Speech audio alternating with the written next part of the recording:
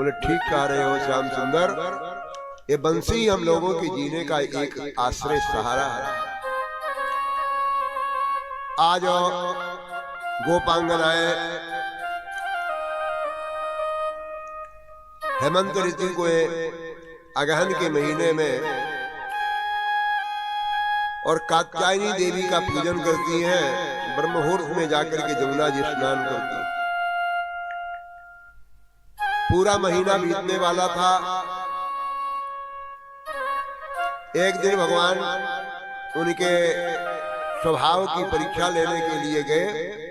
कात्यायनी महामाये महायोगिन नधीश्वरी नंद गोप सुतम देवी पतिम में कुरते नमः, इस मंत्र का जाप करती थी। बालू की देवी बना करके उसकी पूजा करती थी और वरदान मांगती थी कि हे देवी, हे पार्वती, मुझे ऐसा वरदान दो, ऐसी मेरे ऊपर कृपा करो कि मुझे श्री श्याम सुंदर पति रूप में प्राप्त हो।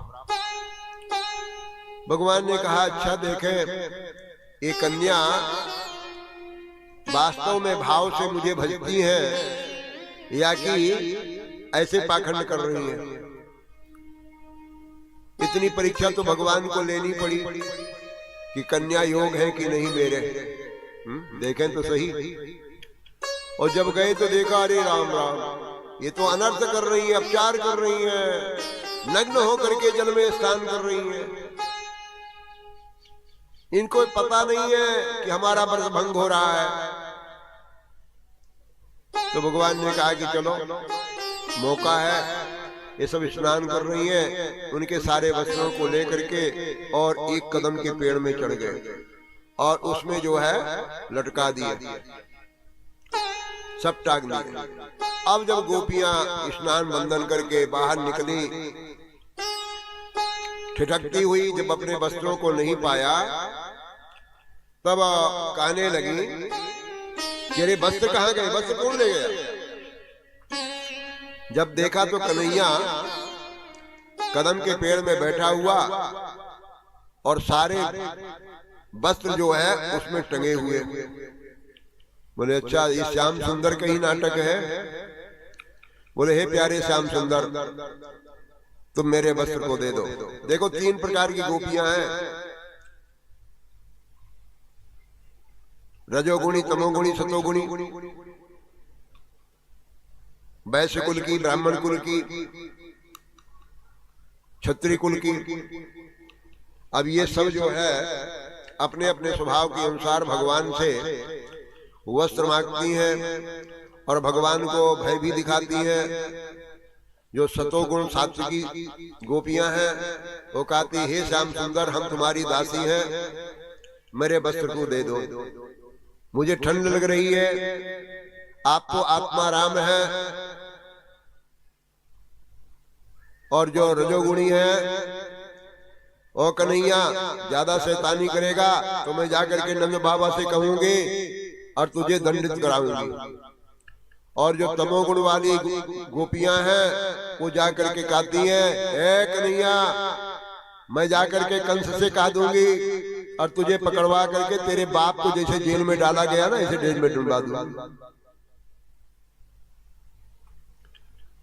भगवान ने कहा ठीक है, कंस तुम्हारो खसम लगे तो जाकर के फिर याद कर देना, कंस को भी देख लूंगा। जो गोपियां हाथ जोड़ करके कहती हैं ते दास्या, हम तुम्हारी दासी है। तो भगवान कहते हैं तुम्हारी दासी हो तो मुझे पति रूप में प्राप्त करना चाहती हो तो पति से पत्नी को क्या लज्जा है? वो चाहे निर्वस्त्र होकर के उनके सामने आ जाए, चाहे वस्त्र लेकर के आ जाए, लोक लज्जा तो संसार से होती है, पति से नहीं होती है।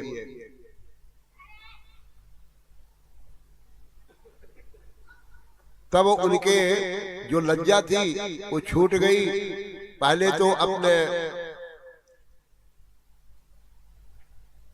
निबियों को, गुप्तांगों को अपने हाथों से छुपा करके कृष्ण के पास आई और वस्त्र मांगने लगी। भगवान ने कहा कि देखो तुमने वरुण का बहुत बड़ा अपचार किया है, या लिए दोनों हाथ ऊपर उठा करके सूर्योपस्थान करो, भगवान सूर्य का दर्शन करो और अपराध की क्षमा मांगो, तब क्षमा होगे, तब तुम्हारे वस्त्र मिलेंगे। बोले प्रभु जो भी आप आज्ञा देंगे मैं तो आपकी हो ही गई, उस आज्ञा का पालन करती हूं। तुरंत हाथ ऊपर को किया और वरुण देवता का जो अपचार हुआ था उसको उन्होंने क्षमायाचन किया।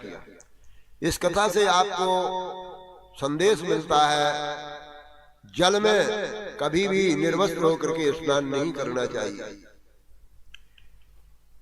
चाहे वो 5 साल की हो, चाहे वो 10 साल की हो, कभी भी निर्वस्त्र होकर के स्नान नहीं करना चाहिए। इस प्रकार से भगवान ने उनका परीक्षा लिया, सब लोगों के वस्त्र दे दिया और फिर कहा अच्छा जाओ गोपियों, अब तुम मुझे प्राप्त करोगी, 1 वर्ष की और प्रतीक्षा करो। आगामी जो शरद ऋतु आएगी उस शरद ऋतु के पूर्णिमा को तुम मुझे प्राप्त करोगी, तुम्हारे साथ में मैं रास करूंगा। इस प्रकार से भगवान ने उनको आश्वासन किया और चले आए। गोपियां अपने अपने घर चली गईं। अब वो भगवान का चिंतन अपने अपने घर में करने लगी। वो वही गोपियां थी जिनका संबंध गोप बने हुए बालकों के संग में